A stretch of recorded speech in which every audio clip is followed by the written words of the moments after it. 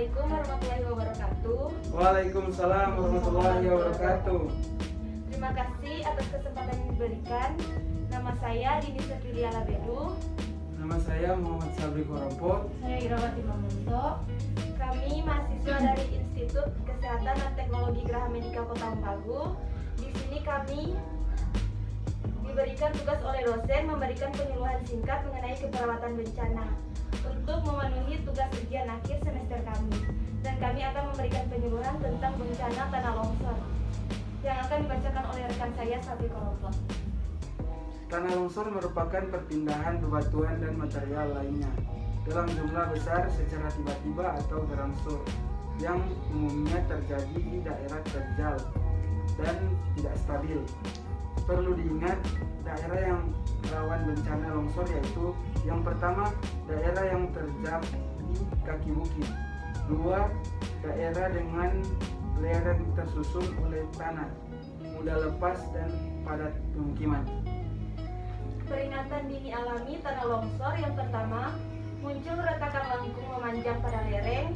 Yang kedua, tiba-tiba muncul rembesan air lumpur pada lereng. Yang ketiga, jendela dan pintu rumah yang berada di lereng sulit dibuka. Yang keempat, pohon-pohon tiang rumah di atas lereng menjadi miring. Yang kelima, terdengar suara gemuruh disertai getaran dari atas lereng. Yang keenam, munculnya retakan-retakan di lereng yang sejajar, biasanya terjadi setelah hujan. Yang ketujuh, tebing rapuh dan kerikil mulai berjatuhan. Dan yang kedelapan, runtuhnya bagian-bagian tanah dalam jumlah besar.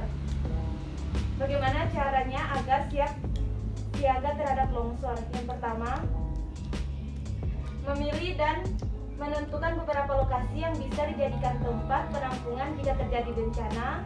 Yang kedua, kenali daerah rawan longsor di lingkungan tempat tinggal kita. Yang ketiga, pembuatan rencana evakuasi masyarakat. Yang keempat, membuat rencana darurat atau merancang siaga keluarga. Yang kelima, mempersiapkan tas siaga bencana atau tasibat. Yang keenam, melatih diri dan anggota keluarga akan hal-hal yang harus dilakukan jika terjadi bencana. Yang ketujuh, membuat tempat dan sarana penyelamatan diri. Yang kedelapan, memasang rambu evakuasi dan peringatan dini. Yang kesembilan, pelaksanaan pelatihan dan simulasi untuk uji coba. Dan yang kesepuluh, menutup retakan pada lereng dengan material kedap air. Yang harus dilakukan saat terjadi tanah longsor: 1. Menyelamatkan warga yang tertimpa musibah. 2. Evakuasi korban ke tempat yang lebih aman. 3. Memindahkan penduduk di daerah bahaya ke penampungan baru yang lebih aman. 4. Cari sumber-sumber air bersih untuk tempat penampungan korban bencana. 5. Pendistribusian air bersih, bahan makanan, tikar dan selimut. 6. Membuat sarana MCK, mandi, cuci, kasus darurat. 7. Pendirian dapur umum, pos-pos kesehatan dan penyediaan air bersih.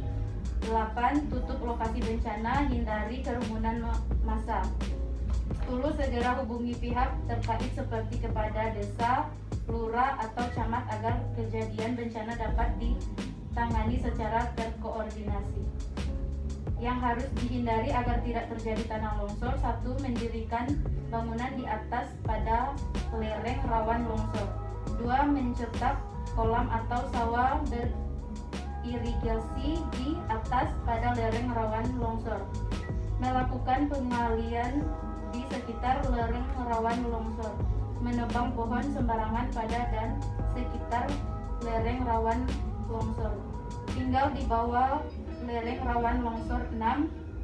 Menimbun material seperti tanah, pasir, batu di lereng yang rawan longsor. Baiklah, itulah penyuluhan singkat dari kami bertiga. Terima kasih untuk waktunya. Jika ada kesalahan kata, mohon dimaafkan. Wassalamualaikum warahmatullahi wabarakatuh. Waalaikumsalam warahmatullahi wabarakatuh.